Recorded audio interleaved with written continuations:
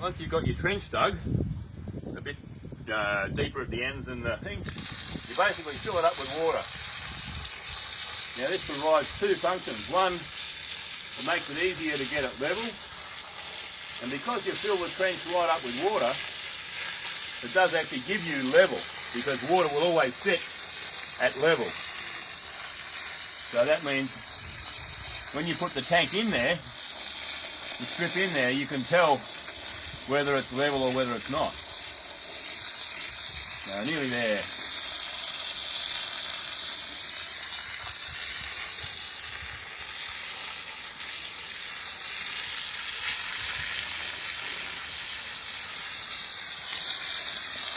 Starting to look sort of good.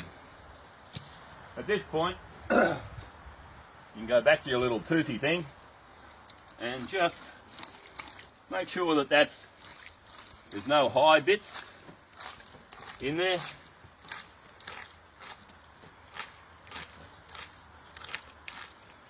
And pop a bit more water in there.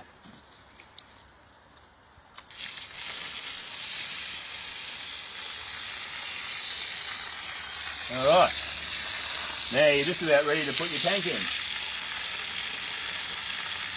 Pin in. So,